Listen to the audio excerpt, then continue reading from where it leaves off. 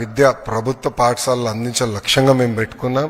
So తల్లిదండ్రులందరూ కూడా కోరుతున్నాను, ప్రభుత్వ పాఠశాలలో మీ పిల్లల్ని చేర్చండి. వాళ్ళని ప్రయోజకులుగా తీర్చిదిద్దే బాధ్యత కూటమి ప్రభుత్వం తీసుకుంటుంది. మనం ఇతర రాష్ట్రాల ఎడ్యుకేషన్ మోడల్స్ గురించి మాట్లాడాం.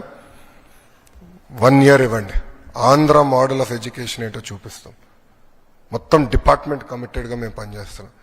మీరు టెక్స్ట్ బుక్స్ చూడండి. నేను ఏదైతే శాసనసభ సాక్షిగా చెప్పానో అన్ని మేము అమలు చేశాం. మా ఎవ్వరు ఫోటోలు, గౌరవ ముఖ్యమంత్రి గారి దగ్గర నుంచి మా ఎవ్వరు ఫోటోలు ఆ టెక్స్ట్ బుక్స్లో లేవు. నో ఫార్వర్డ్స్ ఏమి లేవు. బ్యాగ్ బరువు తగ్గించేదాన్ని కూడా ఏకంగా అన్ని సబ్జెక్ట్స్ కలిపి ఎప్పుడు ఏ సబ్జెక్ట్ అందించాలో అట్లా అందిస్తున్నాం. సో ఎక్కువ బ్యాగ్ బరువు కూడా ఉండకూడదని అట్లా చాలా సీరియస్గా ఆలోచించి సంస్కరణలు తీసుకొచ్చాం. అందుకే ప్రజలందరూ కూడా కోరుతున్నా, మీ పిల్లల్ని ప్రభుత్వ పాఠశాలలో చేర్పించాలని నేను సభాముఖంగా కోరుతాం జరుగుతుంది. సో ఇప్పుడు మీడియా మిత్రులకి ఏమైనా ప్రశ్న ఉంటే సమాధానం చెప్పడానికి సిద్ధంగా.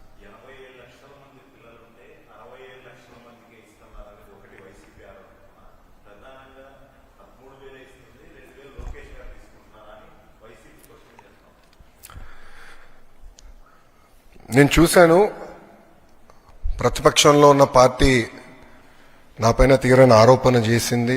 వాళ్ళు అధికారికంగా ట్వీట్ పెట్టారు. వాళ్ళకి నేను 24 గంటలు సమయం ఇస్తున్నా. 2,000 రూపాయలు నా బ్యాంక్ అకౌంట్కి వచ్చింది, నా జోబులోకి వచ్చిందని వాళ్ళు అంటున్నారు కనుక నిరూపించండి, లేదంటే ఆ స్టేట్మెంట్ విత్డ్రా చేయండి. ఈ రెండు చేయకపోతే చాలా తీవ్రమైన పరిణామాలు ఉంటాయి. లీగల్గా నేను దీనిపైన ముందరికి వెళ్ళాలని నిర్ణయించుకుంటాం జరిగింది.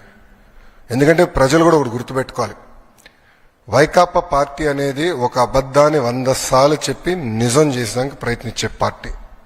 2019 ఎన్నికల్లో కరెక్ట్గా వాళ్ళ సొంత బాబాయిని వాళ్ళే చంపేసి ఏకంగా నింద మా నాయకుడు చంద్రబాబు నాయుడు గారి పైన ఆనాడు వేశారు. మేము ఆనాడు సమర్థవంతంగా తిప్పికొట్టలేకపోయాం కనుకనే ప్రజలు నమ్మారు. కానీ ఇప్పుడు చూడండి, చెల్లెలు చెప్తున్నారు ఏం జరిగిందో. సో అలా అబద్ధాలు చెప్పి ప్రజలు నమ్మించడానికి ప్రయత్నిస్తున్నారు. ఈ 2,000 రూపాయలు నేను ఆ ట్వీట్ని నేను చదివాను, ఆ 2,000 రూపాయలు నా జోబుకి వచ్చిందన్నారు. వాళ్ళు నిరూపించాలి, లేదంటే ఆ స్టేట్మెంట్ వెనక్కి తీసుకోవాలి, లేదంటే to the fullest extent of the law I will take action against them. రెండో విషయం వచ్చేగల, వాళ్ళు యూడైస్ డేటా గురించి మాట్లాడుతున్నారు. అంటే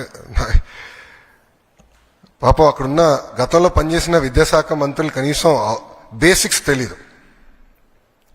యూడైస్లో అంగన్వాడీకి వెళ్తున్న పిల్లలు ఉంటారు, ఎల్కేజీకి వెళ్తున్న పిల్లలు ఉంటారు, యూకేజీకి వెళ్తున్న పిల్లలు ఉంటారు.